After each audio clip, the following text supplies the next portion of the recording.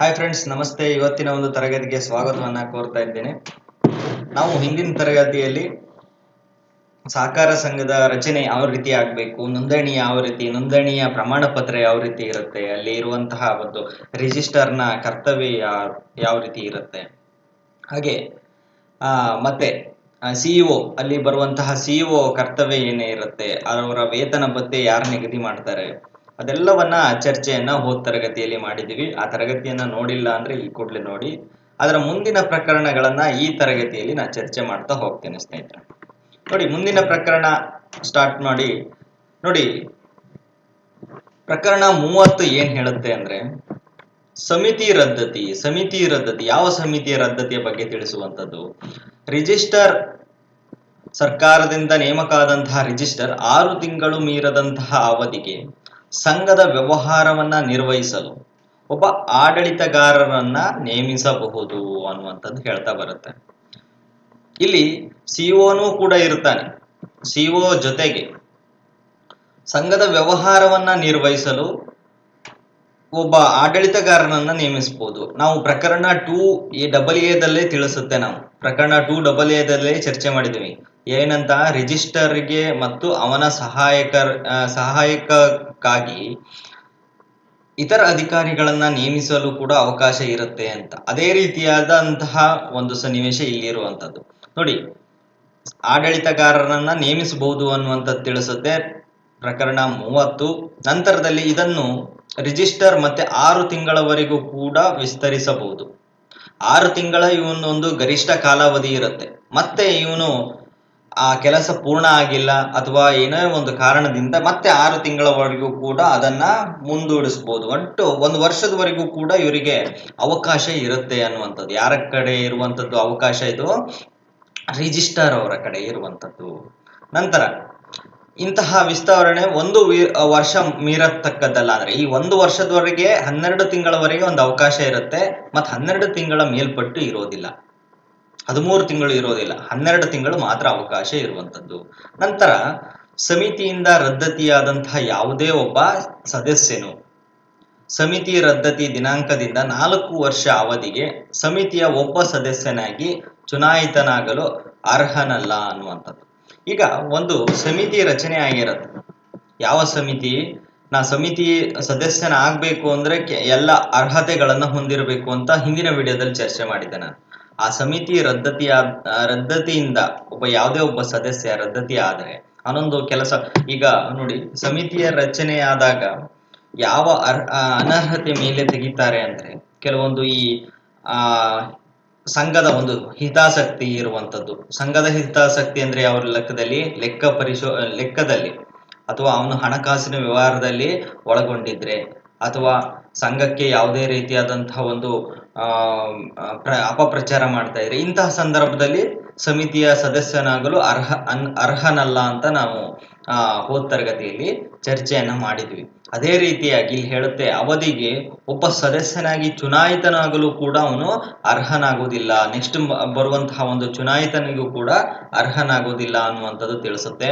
ಹಾಗೆ ಸಹಕಾರಿ bank ಸಂಬಂಧಿಸಿದಂತಹ ಆಡಳಿತಗಾರರು RBI ಇಂದ ನೇಮಿಸತಕ್ಕದ್ದು ಅನ್ನುವಂಥದ್ದು ಕೂಡ ತಿಳಿಸುತ್ತೆ. ನೋಡಿ, ಈಗ ಆಡಳಿತಗಾರರ ನೇಮಕ ಮಾಡುವಂತಹ ಅವಕಾಶ ಯಾರಿಗಿರುತ್ತೆ? ರಿಜಿಸ್ಟರ್ ಅವರ ಕಡೆ ಇರುತ್ತೆ. ಆ ಆಡಳಿತಗಾರ ಯಾರಿಂದ ನೇಮಕ ಆಗ್ತಾನೆ? ಸಹಕಾರಿ ಬ್ಯಾಂಕ್ಗಳ ಆಡಳಿತಗಾರ ಯಾರಿಂದ ನೇಮಕ ಆಗ್ತಾನೆ ಅಂದ್ರೆ RBI ಇಂದ ನೇಮಿಸತಕ್ಕದ್ದು ಅನ್ನುವಂಥದ್ದು ಪ್ರಕರಣ 30 ತಿಳಿಸುವಂಥದ್ದು. ಪ್ರಕರಣ 30 ಏನೇನ್ ಹೇಳುತ್ತೆ ಅನ್ನುವಂಥದ್ದು ನಿಮ್ಗೆ ಅರ್ಥ ಆಗಿದೆ ಅಂತ ಭಾವಿಸ್ತೇನೆ. ನಂತರ ನೋಡಿ, ನಂತರ ಪ್ರಕರಣ 30B ದಲ್ಲಿ ಏನ್ ಹೇಳುತ್ತೆ? ಸರ್ಕಾರ ಸಾರ್ವಜನಿಕ ಹಿತಾಸಕ್ತಿಯ ಸಲುವಾಗಿ ಸಹಕಾರಿ ಸಂಘಗಳಿಗೆ ನಿರ್ದೇಶನ ನೀಡಬಹುದು. ನೋಡಿ, ಸರ್ಕಾರ ಏನ್ ಮಾಡುತ್ತೆ? ಸಾರ್ವಜನಿಕರಿಗೆ ಹಿತಾಸಕ್ತಿಗಾಗಿ ಕೆಲವು ಬಡ್ಡಿಗಳನ್ನ ಕಡಿಮೆ ಮಾಡಿ ಅಥವಾ ಯಾವುದೇ ಒಂದು ಕಾರ್ಯಕ್ರಮಗಳನ್ನ ಜಾರಿಗೆ ಮಾಡಿ ಅನ್ನುವಂತಹ ಒಂದು ಕೆಲವು ನಿರ್ದೇಶನಗಳನ್ನ ನೀಡಬಹುದು. ಯಾಕೆಂದ್ರೆ ಸರ್ಕಾರದ ಅಂಡರ್ ಅಲ್ಲಿ ಈ ಸಹಕಾರ ಸಂಘಗಳು ರಚನೆ ಆಗಿರುವ ಹಂತದಿಂದ ಸರ್ಕಾರ ಈ ಸಹಕಾರಿ ಸಂಘಗಳಿಗೆ ನಿರ್ದೇಶನ ಮಾಡುವಂತಹ ಅಧಿಕಾರ 30B ದಲ್ಲಿ ತಿಳಿಸುವಂಥದ್ದು. ಇನ್ನು 31 ಏನ್ ಹೇಳುತ್ತೆ? ವಿಶೇಷ ಅಧಿಕಾರಿಯನ್ನ ನೇಮಕ ಮಾಡುವಂಥದ್ದು. ಸದಸ್ಯರ ಅನರ್ಹತೆ, ರಾಜೀನಾಮೆ, ಮರಣ ಮುಂತಾದ ಸಭೆಯ ಕೋರಂ ಅಗತ್ಯ ಇದಕ್ಕಿಂತ ಕಡಿಮೆ ಆದ್ರೆ, ನೋಡಿ ಈಗ 30 ಜನ ಒಂದು ಸದಸ್ಯರಾಗಿರ್ತಾರೆ. ಇಲ್ಲಿ ನಾನು ಒಂದು ಕೋರಂನ ಅವಕಾಶ ಅಂತ ಬಂದಾಗ 2/3 ಕೋರಂ ಇರಬೇಕು. ಇಲ್ಲಿ ಕೆಲವು ಸಂದರ್ಭದಲ್ಲಿ ಕೆಲವು ರಾಜೀನಾಮೆ ಕೊಟ್ಟು 20 ಸದಸ್ಯರು ಬೇಕಾಗಿರುತ್ತೆ. ಒಂದು ಕೋರಂ ಅಂಗೀಕಾರ ಆಗ್ಬೇಕು ಅಂದ್ರೆ 20 ಸದಸ್ಯರು ಬೇಕು. ಇಲ್ಲಿ 19 ಆಗಿರುತ್ತೆ, ಇಲ್ಲ 18 ಆಗಿರುತ್ತೆ. ಯಾಕೆಂದ್ರೆ ಇವರೆಲ್ಲ ಕೆಲವರು ರಾಜೀನಾಮೆ ಕೊಟ್ಟಿರ್ತಾರೆ. ಇನ್ನು ಮರಣ ಆಗಿದ್ರೆ ಒಂದೆರಡು ಜನಂದು, ಅಥವಾ ಅನರ್ಹತೆಯಿಂದ ತೆಗೆದು ಹಾಕಿದ್ರೆ, ಇಂತಹ ಸಂದರ್ಭದಲ್ಲಿ ಏನಾಗಬೇಕು, ರಿಜಿಸ್ಟರ್ ಅನ್ನು 6 ತಿಂಗಳಿಗೆ ಹೆಚ್ಚಿಲ್ಲದಂತೆ ಒಬ್ಬ ವಿಶೇಷ ಅಧಿಕಾರಿಯನ್ನ ನೇಮಕ ಮಾಡಬಹುದು. ಆಮೇಲೆ 6 ತಿಂಗಳ ಅವಧಿಗೂ ಕೂಡ ಮತ್ತೆ ವಿಸ್ತರಿಸಬಹುದು. ಇದು 1 ವರ್ಷ ಮೀರುವಂತಿಲ್ಲ. ಇದು ಕೂಡ ಅವನು ಆಡಳಿತಗಾರನ ನೇಮಕ ಮಾಡಿದ ಹಾಗೆ ಇರುತ್ತೆ. ಇದು ಪ್ರೊಸೀಜರ್ ಹಾಗೆ ಇರುತ್ತೆ. ಇದೆಲ್ಲರೂ ಈ ವಿಶೇಷ ಅಧಿಕಾರಿ ಮತ್ತು ಆಡಳಿತ ಅಧಿಕಾರಿ ಇವರೆರಡು ಜನನ ನೇಮಕ ಮಾಡುವಂತಹ ಅಧಿಕಾರ ಯಾರಿಗಿರುತ್ತೆ, ರಿಜಿಸ್ಟರ್ ಅವರ ಕಡೆ ಇರುತ್ತೆ. ವಿಶೇಷ ಅಧಿಕಾರಿ ಮತ್ತು ಆಡಳಿತ ಅಧಿಕಾರಿಯಿಂದ RBI ಇಂದ ಇವನು ಅಧಿಕಾರಿಯಾಗಿರಬೇಕು. ವಿಶೇಷ ಅಧಿಕಾರಿಗೆ ಏನು ಯಾವುದೇ ರೀತಿಯಾದಂತಹ ಒಂದು ಮಾಹಿತಿ ಇಲ್ಲ. ನಂತರದಲ್ಲಿ ನೋಡಿ, ಇನ್ನು ಪ್ರಕರಣ 37 ಏನ್ ಹೇಳುತ್ತೆ, ತೆರಿಗೆ, ಫೀಸು, ಸುಂಕಗಳಿಂದ ವಿನಾಯಿತಿ. ಕೆಲವು ಬಾರಿ ಸಹಕಾರ ಸಂಘ ವ್ಯವಸ್ಥೆಯಲ್ಲಿ ತೆರಿಗೆಯನ್ನ, ಫೀಸ್ಗಳನ್ನ, ಸುಂಕ ಅಥವಾ ಏನು ಕಂದಾಯ ಹಾಕಿರುವಂತಹ ಒಂದು ಯಾವುದೇ ಒಂದು ವೆಚ್ಚಗಳನ್ನ ಒಂದು ವಿನಾಯಿತಿಯನ್ನ ಕೊಡಲಾಗುತ್ತೆ. ಯಾವ ಸಂದರ್ಭದಲ್ಲಿ, ಕೆಲವು ಬಾರಿ ಸದಸ್ಯರ ಮೇಲೆ ಒಂದು ಸದಸ್ಯರ ಹಿತದೃಷ್ಟಿಯಿಂದ ಕೆಲವು ಬಾರಿ ತೆರಿಗೆಗಳನ್ನ ವಿನಾಯಿತಿ ಮಾಡಲಾಗುತ್ತೆ. ಅದ್ರ ಬಗ್ಗೆ ತಿಳಿಸಿಕೊಡುವಂಥದ್ದು ಪ್ರಕರಣ 37. ಇನ್ನು ಪ್ರಕರಣ 39A ತಿಳಿಸುವಂತೆ ಚುನಾವಣೆ ನಡೆಸುವುದು. ಯಾವ್ದು ಚುನಾವಣೆ? ಸದಸ್ಯರ ಒಂದು ಚುನಾವಣೆ, ಅಧ್ಯಕ್ಷ ಮತ್ತು ಸಭಾಧ್ಯಕ್ಷರ ಮಧ್ಯೆ ಒಂದು ಚುನಾವಣೆ ನಡೆಸುವಂತಹ ಪ್ರಕ್ರಿಯೆಯಲ್ಲಿ ನೋಡೋಣ ಯಾವ ವಿಷಯಗಳನ್ನು ಚರ್ಚೆ ಮಾಡಿದ್ದಾರೆ. ರಿಜಿಸ್ಟರ್ ಮೇಲ್ವಿಚಾರಣೆ ಮತ್ತು ನಿಯಂತ್ರಣಕ್ಕೆ ಒಳಪಟ್ಟು ಒಂದು ಚುನಾವಣೆ ನಡೆಸಬೇಕು. ಹೌದು, ರಿಜಿಸ್ಟರ್ನ ಯಾವುದೇ ಒಂದು ಕೆಲಸ ಆಗ್ಬೇಕು ಅಂದ್ರೆ ರಿಜಿಸ್ಟ್ರಾರ್ ಅವರ ಬಳಿಯಲ್ಲೇ ಹೋಗುವಂಥದ್ದು. ರಿಜಿಸ್ಟರ್ ಅವರ ಮೇಲ್ವಿಚಾರಣೆ ಮತ್ತು ನಿಯಂತ್ರಣಕ್ಕೆ ಒಳಪಟ್ಟು ಒಂದು ಚುನಾವಣೆ ನಡೆಯುವಂಥದ್ದು. ಮತ್ತೆ ಪ್ರತಿಯೊಂದು ಸಾಮಾನ್ಯ ಚುನಾವಣೆಯನ್ನ ಅವಧಿ ಮುಕ್ತಾಯವಾಗುವ 15 ದಿನ ಮುಂಚೆ ನಡೆಸಬೇಕು. ನೋಡಿ, 5 ವರ್ಷಗಳಿಗೆ ಒಮ್ಮೆ ಒಂದು ಚುನಾವಣೆ ನಡೆಯುವಂಥದ್ದು. 5 ವರ್ಷ ಅಂತ ಮುಗಿತಾ ಬಂದ ಹಾಗೆ ಇನ್ನೊಂದು 15 ದಿನಕ್ಕೆ ಅವರ ಅಧಿಕಾರಾವಧಿ ಕೊನೆಗೊಳ್ಳುತ್ತೆ. ಅಂದ್ರೆ 15 ದಿನಕ್ಕೆ ಮುಂಚೆವಾಗಿ ಒಂದು ಚುನಾವಣೆಯನ್ನು ನಡೆಸಬೇಕು ಅನ್ನುವಂಥ ತಿಳಿಸುತ್ತೆ. ನಂತರದಲ್ಲಿ ಇಂತಹ ಚುನಾವಣೆಯ ದಿನಾಂಕವನ್ನ ಸಮಿತಿ ಇಲ್ಲದಿದ್ದರೆ ಆಡಳಿತ ಅಧಿಕಾರಿ ಅಥವಾ ವಿಶೇಷ ಅಧಿಕಾರಿಗೆ ಗೊತ್ತುಪಡಿಸಬೇಕು. ನೋಡಿ, ಇವರು 2 ಜನನ ಅಧಿಕಾರಿಗಳನ್ನ ಸರ್ಕಾರ ನೇಮಕ ಮಾಡಿರುತ್ತೆ, ರಿಜಿಸ್ಟರ್ನಿಂದ ನೇಮಕ ಮಾಡಿರುವಂಥದ್ದು. ಹಾಗಾಗಿ ಇಂತಹ ಚುನಾವಣಾ ದಿನಾಂಕವನ್ನ ನಿಗದಿಪಡಿಸುವಂತಹ ಅಧಿಕಾರಿಯಾಗಿ ಇವರು ಕೆಲಸ ಮಾಡಬೇಕು ಅನ್ನುವಂಥದ್ದು ತಿಳಿಸುತ್ತೆ. ನೋಡಿ, ನಂತರದಲ್ಲಿ ಏನ್ ಹೇಳುತ್ತೆ, ಸಂಘದ ಚುನಾವಣೆಗಳು ಯಾವುದೇ ಕಾರಣಾಂತರದಿಂದ ಅಥವಾ ವಿಶೇಷ ಆದೇಶದ ಮೂಲಕ ಒಮ್ಮೆ 6 ತಿಂಗಳಿಗೆ ಮೀರದ ಅವಧಿಗೆ ಚುನಾವಣೆಯನ್ನ ಮುಂದೂಡಬಹುದು. ಇದು ಕೂಡ ಒಂದು ಅವಕಾಶ ಕೊಡಲಾಗಿದೆ. ಯಾವುದೋ ಒಂದು ಕಾರಣಕ್ಕೆ ಚುನಾವಣೆಯನ್ನ ಒಂದು 6 ತಿಂಗಳ ಮಟ್ಟಿಗೆ ಮುಂದೂಡಬಹುದು ಅನ್ನುವಂಥದ್ದು ತಿಳಿಸುತ್ತೆ. ಆದ್ರೆ ಇಲ್ಲಿ ಒಂದು ಕಂಡೀಷನ್ ಇದೆ, ಅದು ಸರಾಸರಿ 2 ವರ್ಷ ಮೀರುವಂತಿಲ್ಲ. ಸರಾಸರಿ 2 ವರ್ಷ ಅಂದ್ರೆ ಹೋದ ವರ್ಷ ನಾವು 6 ತಿಂಗಳಿಗೆ ಒಂದು ಚುನಾವಣೆಯನ್ನ ಮಾಡಿದ್ವಿ. ಈ ವರ್ಷನೂ ಕೂಡ 6 ತಿಂಗಳಿಗೆ ಒಂದು 6 ತಿಂಗಳಿಗೆ ಇದೇ ರೀತಿಯಾದಂತಹ ಒಂದು ಚುನಾವಣೆ ಪ್ರಸಂಗ ಬಂದಿತ್ತು. ಹಾಗಾಗಿ ಅದನ್ನು ಮುಂದೂಡಿದ್ವಿ. ಇದು 2 ವರ್ಷದಲ್ಲೂ ಇದು ಕಂಟಿನ್ಯೂಸ್ ಆಗಿ ಆಯ್ತು ಅಂದ್ರೆ ಇದು ಈ ರೀತಿಯಾದಂತಹ ಒಂದು ಸರಾಸರಿಯನ್ನ ಮೀರಬಾರದು ಅನ್ನುವಂಥದ್ದು ತಿಳಿಸ್ಕೊಡುತ್ತೆ ಪ್ರಕರಣ 39 ಎ ಅನ್ನುವಂಥದ್ದು.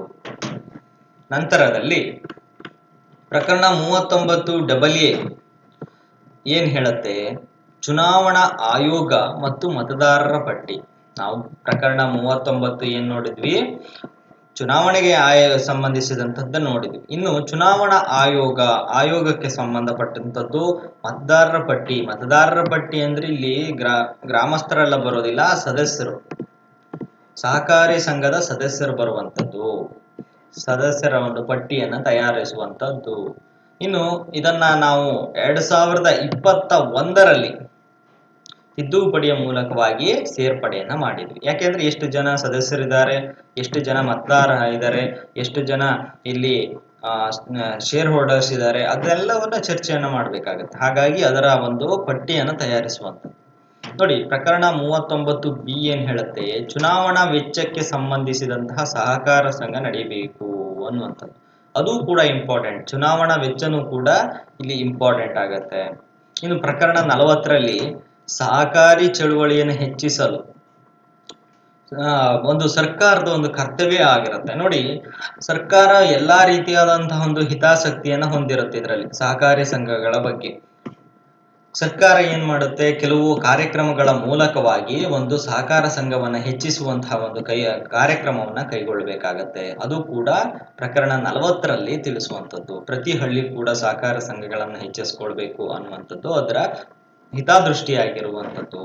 ನಂತರ ಪ್ರಕರಣ 41ರಲ್ಲಿ ಸಹಕಾರಿ ಸಂಘದಲ್ಲಿ ರಾಜ್ಯ ಸರ್ಕಾರ ಪ್ರತ್ಯಕ್ಷ ಪಾಲುದಾರಿಕೆಯನ್ನ ಹೊಂದತಕ್ಕದ್ದು. ನೋಡಿ, ಮುಂಚಿತವಾಗಿ ಪಾಲುದಾರಿಕೆ ಅಂತ ಬಂದಾಗ ಪಾರ್ಟ್ನರ್ಶಿಪ್ ಏನೇ ಬಂದರೂ ಕೂಡ ಅದು ಸರ್ಕಾರದ ಮೊದಲ ಪಾಲಾಗಿರುತ್ತೆ.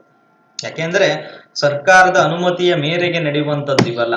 ಸರ್ಕಾರ ಮೊದಲು ಪಾಲುಗಾರಿಕೆಯನ್ನ ಹೊಂದಿರುವಂಥದ್ದು. ಅದು ಕೂಡ 41 ತಿಳಿಸುವಂಥದ್ದು. ಸಹಕಾರಿ ಸಂಘದಲ್ಲಿ ರಾಜ್ಯ ಸರ್ಕಾರ ಪರೋಕ್ಷ ಪಾಲುದಾರಿಕೆಯನ್ನ ಹೊಂದಿರುತ್ತೆ. ನೋಡಿ, ಎರಡೂ ಅದೇ ಇದೆ. ಸಹಕಾರ 41, 42 ಏನ್ ಹೇಳುತ್ತೆ ಅಂದ್ರೆ 41 ಪ್ರತ್ಯಕ್ಷ ಪಾಲುದಾರಿಕೆಯನ್ನ ಹೊಂದತಕ್ಕದ್ದು ಮತ್ತು 42ರಲ್ಲಿ ಪರೋಕ್ಷ ಪಾಲುದಾರಿಕೆಯನ್ನ ಹೊಂದತಕ್ಕದ್ದು ಅನ್ನುವಂಥದ್ದು ತಿಳಿಸ್ತಾ ಬರುವಂಥದ್ದು. ಇನ್ನು ನಂತರದಲ್ಲಿ ಪಾಲುದಾರಿಕೆ ಬಂದಾಗ ಮುಖ್ಯ ರಾಜ್ಯ ಪಾಲುದಾರಿಕೆ ನಿಧಿಯನ್ನ ಒಂದು ಸ್ಥಾಪಿಸಬೇಕು, ಅಪೆಕ್ಸ್ ಬ್ಯಾಂಕ್ಸ್ ಇದು ಸ್ಥಾಪಿಸಬೇಕು ಅನ್ನುವಂಥದ್ದು ಕೂಡ 43ನೇ ಪ್ರಕರಣ ತಿಳಿಸುವಂಥದ್ದು. ಅದು ಕೂಡ ಇಂಪಾರ್ಟೆಂಟ್ ಆಗುತ್ತೆ. ಇನ್ನು 44ರಲ್ಲಿ ರಾಜ್ಯ ಪಾಲುಗಾರಿಕೆ ಉಪವಿಧಿ, DCC ಅಂತ ಕೇಳಿದ್ದೀರ ನೀವು. DCC ಬ್ಯಾಂಕ್ಗಳು ಅಥವಾ DCC ಕೇಂದ್ರ ಕಚೇರಿಗಳನ್ನ ಕೇಳಿದಿರ, ಸಂಘಗಳನ್ನ ಕೇಳಿದಿರ. ಹಾಗಾಗಿ DCC ಸಂಘವನ್ನ ಸ್ಥಾಪಿಸಬೇಕು ಅನ್ನುವಂಥದ್ದು 44ನೇ ವಿಧಿಯಲ್ಲಿ ತಿಳಿಸುವಂಥದ್ದು. ಇನ್ನು 45ನೇ ವಿಧಿಯಲ್ಲಿ ಏನ್ ಹೇಳುತ್ತೆ, ರಾಜ್ಯ ಸರ್ಕಾರದ ಲಿಖಿತ ಅನುಮತಿ ಪಡೆದು ಸಹಕಾರಿ ಸಂಘದ ಷೇರುಗಳನ್ನ ಖರೀದಿಸಬಹುದು. ಯಾವುದೇ ಒಂದು ಸದಸ್ಯನಾಗಿರ್ಬೋದು ಅಥವಾ ಸಾರ್ವಜನಿಕರೂ ಆಗಿರ್ಬೋದು. ಇಲ್ಲಿ ಸಾರ್ವಜನಿಕರಿಗೂ ಕೂಡ ಒಂದು ಷೇರುಗಳನ್ನ ಸ್ವೀಕರಿಸಲು ಒಂದು ಅವಕಾಶವನ್ನ ಕೊಡಲಾಗತ್ತೆ. ಆ ಷೇರುಗಳನ್ನ ಸ್ವೀಕರಿಸುವ ಟರ್ಮ್ಸ್ ಕಂಡೀಷನ್ ಇರುತ್ತೆ, ಷರತ್ತು ಮತ್ತು ನಿಯಮಗಳಿರುತ್ತೆ. ಅದೇ ನಿಯಮಗಳು ಯಾರು ರೂಪಿಸ್ತಾರೆ ಅಂದ್ರೆ ಸರ್ಕಾರದ ಲಿಖಿತ ಅನುಮತಿ ಪಡೆದು, ಲಿಖಿತ ಅನುಮತಿ ಅಂದ್ರೆ ಸರ್ಕಾರದ ಒಂದು ಆದೇಶದ ಮೇರೆಗೆ ಅನುಮತಿ ಪಡೆದು ಸಹಕಾರ ಸಂಘದ ಒಂದು ಷೇರುಗಳನ್ನ ಖರೀದಿಸಬಹುದು ಅನ್ನುವಂಥದ್ದು. ಇನ್ನು ಪ್ರಕರಣ ಅಥವಾ ವಿಧಿ 53A ಏನ್ ಹೇಳುತ್ತೆ ಅಂದ್ರೆ, ಕೆಲವು ಸಂದರ್ಭದಲ್ಲಿ ರಾಜ್ಯ ಸರ್ಕಾರವು ಸಮಿತಿಯ ಸದಸ್ಯರನ್ನ ನಾಮನಿರ್ದೇಶನ ಮಾಡಬಹುದು ಅನ್ನುವಂಥದ್ದು. ನೋಡಿ, ಸರ್ಕಾರ ಅನ್ನುವಂಥದ್ದು ಸದಸ್ಯರನ್ನ ಸಂಘ ಒಂದು 20 ಜನರ ಒಂದು ಸಂಘ ಆಗಿದೆ ಅಂದ್ರೆ, ಸಹಕಾರ ಸಂಘ ಆಗಿದೆ ಅಂದ್ರೆ, ಜೊತೆಗೆ ಇಲ್ಲಿ ಸಮಿತಿಯ ಸದಸ್ಯರನ್ನ, ಇಲ್ಲಿ ಸಂಘದ ಸದಸ್ಯರಲ್ಲ, ಒಂದು ಸಮಿತಿಯ ಸದಸ್ಯರು, ಯಾವುದೋ ಒಂದು ಸಮಿತಿ ರಚನೆ ಆಯಿತು ಅಂತ ಇಟ್ಕೊಳ್ಳಿ. ಆ ಸಮಿತಿಯ ಸದಸ್ಯರನ್ನ ನಾಮನಿರ್ದೇಶನ ಮಾಡುವಂತಹ ಅಧಿಕಾರ ರಾಜ್ಯ ಸರ್ಕಾರಕ್ಕಿರುವಂಥದ್ದು. ಅದು ಯಾವ ರೀತಿಯಾಗಿ ನೋಡಿ, ಅವರಿಗೂ ಒಂದು ಅವಕಾಶವನ್ನು ಕೊಡಲಾಗುತ್ತೆ. ನೋಡಿ, ಸರ್ಕಾರ ಯಾವ ರೀತಿಯಾದಂತಹ ಒಂದು ಅವಕಾಶ ಕೊಡುತ್ತೆ ಅಂದ್ರೆ, ರಾಜ್ಯ ಸರ್ಕಾರದ ಷೇರು ಬಂಡವಾಳ 50% ಇದ್ರೆ, ರಾಜ್ಯ ಸರ್ಕಾರದ ಷೇರು ಬಂಡವಾಳ 50% ಇದ್ರೆ ಈ ಸಮಿತಿಯ ಸದಸ್ಯರಿಗೆ ಒಂದು ಅವಕಾಶವನ್ನ ಕೊಡಲಾಗತ್ತೆ.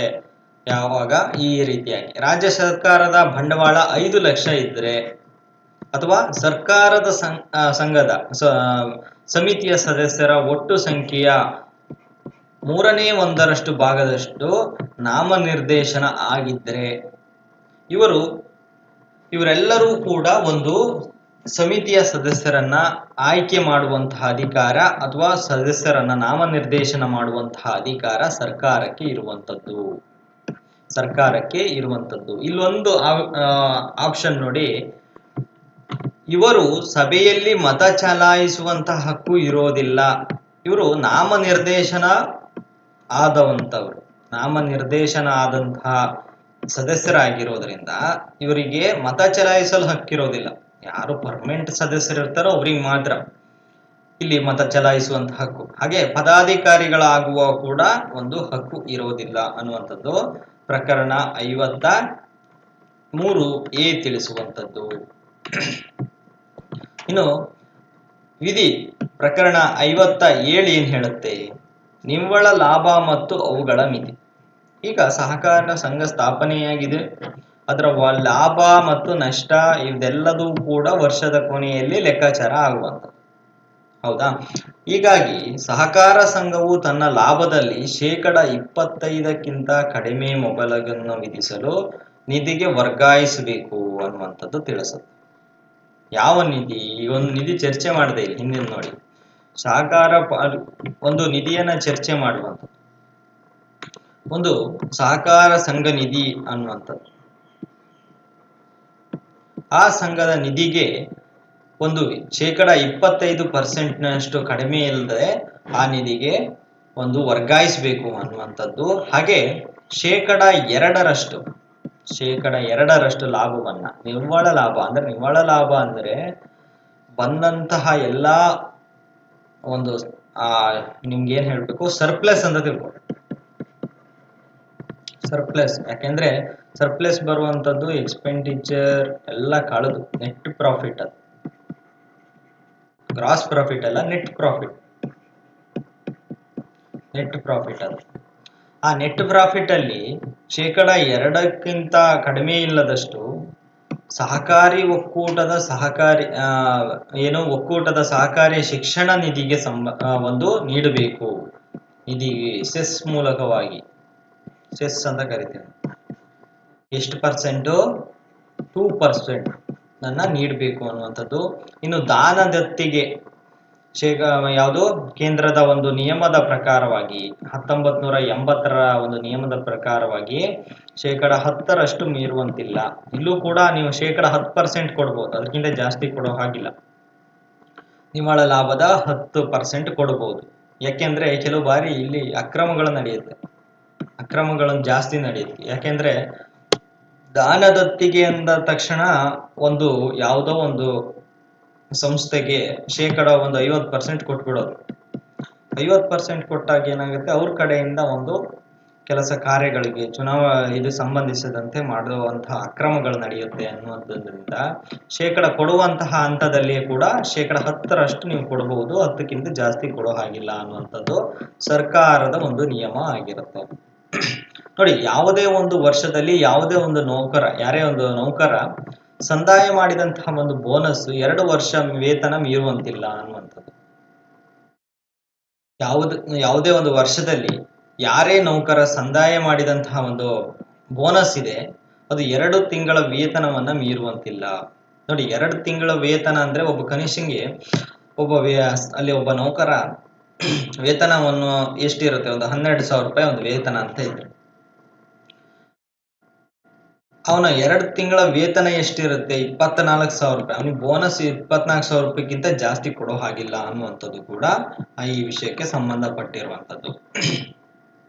ಇನ್ನು ಪ್ರಕರಣ 57 ಏನ್ ಹೇಳುತ್ತೆ? ಸಹಕಾರ ಶಿಕ್ಷಣ ಮತ್ತು ತರಬೇತಿ. ನೋಡಿ, ಎಲ್ಲಾ ಸದಸ್ಯರಿಗೂ ಕೂಡ ಒಂದು ಶಿಕ್ಷಣದ ಒಂದು ಮಹತ್ವ ಎಲ್ರಿಗೂ ಇರುವಂಥದ್ದು. ಶಿಕ್ಷಣದ ಮಹತ್ವ ಎಲ್ರಿಗೂ ಬೇಕು. ಹಾಗಾಗಿ ಒಂದು ಸಹಕಾರ ಸಂಘದಲ್ಲಿ ನಡೆಯುವಂತಹ ಒಂದು ಕಾರ್ಯಚಟುವಟಿಕೆಗಳೇನಿದೆ ಅಲ್ಲಿ ನಡೆಯುವಂತಹ ಒಂದು ಲೆಕ್ಕ ಪತ್ರಗಳೇನಿದೆ ಅದರೆಲ್ಲ ಬಗ್ಗೆ ಒಂದು ಮಾಹಿತಿಯನ್ನ ನೀಡಬೇಕು ಅಂದ್ರೂ ಕೂಡ ಒಂದು ಶಿಕ್ಷಣದ ಅವಶ್ಯಕತೆ ತುಂಬಾ ಇರುತ್ತೆ. ಹಾಗಾಗಿ ಎಲ್ಲಾ ಅಲ್ಲಿರುವಂತಹ ಒಂದು ಅಕ್ಷರಸ್ಥರು ಅನಕ್ಷರಸ್ಥರು ಇವರು ಎಲ್ಲರಿಗೂ ಕೂಡ ಒಂದು ಶಿಕ್ಷಣ ಮತ್ತು ತರಬೇತಿಯ ಒಂದು ವ್ಯವಸ್ಥೆಯನ್ನ ಸಹಕಾರ ಸಂಘ ಮಾಡಿಕೊಡುತ್ತೆ. 57A ತಿಳಿಸುವಂಥದ್ದು ಭವಿಷ್ಯದ ನಿಧಿ, ಫ್ಯೂಚರಿಗೋಸ್ಕರ ನೆಕ್ಸ್ಟ್ ಬರುವಂತಹ ಒಂದು ಸದಸ್ಯರಿಗೆ ಒಂದು ಭವಿಷ್ಯಕ್ಕೋಸ್ಕರ ಒಂದು ನಿಧಿಯನ್ನ ಸ್ಥಾಪನೆ ಮಾಡಬೇಕು ಅನ್ನುವಂಥದ್ದು ಕೂಡ 62ರಲ್ಲಿ ತಿಳಿಸುವಂಥದ್ದು. 63ರಲ್ಲಿ ಲೆಕ್ಕ ಪರಿಶೋಧನೆ ವರ್ಷಕ್ಕೊಂದು ಬಾರಿ ಲೆಕ್ಕ ಪರಿಶೋಧನೆಯನ್ನ ಮಾಡುವಂಥದ್ದು, ಆಡಿಟ್ ಅನ್ನ ಮಾಡುವಂಥದ್ದು. ಇದೆಲ್ಲವನ್ನ ಮಾಡಿ ರಿಜಿಸ್ಟರ್ಗೆ ಕಳಿಸುವಂತಹ ಇರುತ್ತೆ. ಇದರ ಕೆಲಸ ಲೆಕ್ಕ ಪರಿಶೋಧನೆ ಮಾಡುವಂಥದ್ದು ಯಾರು? ಸಿಒ, ಚೀಫ್ ಎಕ್ಸಿಕ್ಯೂಟಿವ್ ಆಫೀಸರ್ ಇದನ್ನ ಕೆಲಸವನ್ನ ಮಾಡುವಂಥದ್ದು. 15 ದಿನಗಳಿಗೆ ಒಮ್ಮೆ ಕಳಿಸ್ತಾ ಇರ್ತಾರೆ. ನಾ ಮರ್ತುಬಿಟ್ಟೆ, 1 ವರ್ಷ ಅಂತ ಹೇಳಿದ್ದೆ ಅನ್ಸುತ್ತೆ ನೋಡಿ. 15 ದಿನಗಳಿಗೆ ಹೋದ ತರಗತಿಯಲ್ಲಿ ನಾವು ಚರ್ಚೆ ಮಾಡಿದ್ವಿ. ಸಾಲ ಏನಾದ್ರೂ ಅಥವಾ ಕ್ರೆಡಿಟ್ಸ್ಗೆ ಏನಾದ್ರೂ ಸಂಬಂಧಪಟ್ಟಂತ ವ್ಯವಹಾರಗಳಿದ್ರೆ 15 ದಿನಗಳಿಗೊಮ್ಮೆ, ಅಥವಾ ಯಾವುದೇ ಒಂದು ನಗದು ವ್ಯವಹಾರಗಳು ನಡೀತಾ ಇದ್ರೆ 1 ತಿಂಗಳಿಗೊಮ್ಮೆ ಕಳಿಸ್ತಾ ಇರ್ಬೋದು. ಯಾರಿಗೆ? ರಿಜಿಸ್ಟ್ರಾರ್ಗೆ. ರಿಜಿಸ್ಟರ್ನಿಂದ ಒಂದು ವಿಚಾರಣೆ ನಡೆಯುವಂಥದ್ದು 64ನೇ ಪ್ರಕರಣದಲ್ಲಿ ಸಂಘದ ಒಟ್ಟು 1/3 ಭಾಗಕ್ಕೆ ಕಡಿಮೆ ಇಲ್ಲದಷ್ಟು ಸದಸ್ಯರು ಅರ್ಜಿ ಸಲ್ಲಿಸುವ ಮೂಲಕವಾಗಿ, ಇದೇನೇ ಒಂದು ಅಕ್ರಮ ಆಯ್ತು ಅಂತ ಇಟ್ಕೊಳ್ಳಿ, ಸಂಘದಲ್ಲಿ ಯಾವುದೋ ಒಂದು ವಿಚಾರಕ್ಕೆ ಸಂಬಂಧಪಟ್ಟದೆ ವಿಚಾರಣೆ ಮಾಡಬೇಕು ಅಂದ್ರೆ ಸಂಘದಲ್ಲಿ 30 ಜನ ಇದ್ರೆ 10 ಜನ ಒಂದು ಲಿಖಿತ ರೂಪದಲ್ಲಿ ಒಂದು ವಿಚಾರಣೆ ಮಾಡಿ ಅನ್ನುವಂಥದ್ದು. ಇಲ್ಲಿ ಹೇಳಿದ 1/3 ಜನ ಏನಾದರೂ ಒಂದು ಅರ್ಜಿ ಸಲ್ಲಿಸುವ ಮೂಲಕವಾಗಿ ವಿಚಾರಣೆ ನಡೆಸಿ ಅಂದ್ರೆ ರಿಜಿಸ್ಟರ್ ಬಂದು ಒಂದು ವಿಚಾರಣೆ ನಡೆಸುವಂತಹ ಅವಕಾಶ ಇರುತ್ತೆ. ಪ್ರಕರಣ 64ರಲ್ಲಿ ವಿಚಾರಣೆ 12 ತಿಂಗಳವರೆಗೆ ಮುಗಿಯಬೇಕು, 6 ತಿಂಗಳಿಗೆ ವಿಸ್ತಾರ ಮಾಡಬೇಕು. ಅಂದ್ರೆ 1.5 ವರ್ಷದೊಳಗೆ ಏನಾದರೂ ಒಂದು ಅಕ್ರಮ ನಡೆದಿದ್ರೆ ಅದನ್ನ ತೀರ್ಮಾನವನ್ನ 1.5 ವರ್ಷದೊಳಗೆ ಮುಗಿಸ್ಬೇಕು ಅನ್ನುವಂಥದ್ದು ಹೇಳ್ತಾ ಬರುತ್ತೆ. ಇನ್ನು ಲಾಸ್ಟ್ ಇನ್ನೊಂದೆರಡು ಪ್ರಕರಣಗಳನ್ನು ಚರ್ಚೆ ಮಾಡಿ ಇವತ್ತಿನ ತರಗತಿಯನ್ನ ಮುಗಿಸ್ತೇನೆ ನೋಡಿ. 65ರಲ್ಲಿ ಏನ್ ಹೇಳುತ್ತೆ ಪ್ರಕರಣ? ನಿಬಂಧಕರು ಮತ್ತು ಸಹಕಾರ ಸಂಘಗಳ ಒಂದು ಪುಸ್ತಕವನ್ನ ಪರಿಶೀಲನೆ ಮಾಡಬಹುದು. ನಿಬಂಧಕರು ಅಂದ್ರೆ ಯಾರು? ನಾನೊಂದು ನಿನ್ನೆ ನಿಮ್ ಫೋಟೋ ತೋರಿಸ್ತಿದ್ದೇನೆ. ಫೋಟೋದಲ್ಲಿ ಏನಿತ್ತು? ಸಹಕಾರ ಸಂಘದ ಒಂದು ಪ್ರಮಾಣ ಪತ್ರವನ್ನು ಇತ್ತು. ಪ್ರಮಾಣ ಪತ್ರ ಇತ್ತು. ಆ ಪ್ರಮಾಣ ಪತ್ರದ ಕೆಳಗಡೆ ಸಹಕಾರ ಸಂಘದ ನಿಬಂಧಕರು ಅಂತ ಇತ್ತು. ನೀವು ನೋಡಿದ್ರು ಏನೋ ನನ್ಗೆ ಗೊತ್ತಿಲ್ಲ, ಇದ್ದರೂ ತೋರಿಸ್ಬಿಡ್ತೇನೆ. ಒಂದು ನಿಮಿಷ, ಅದು ಫೋಟೋ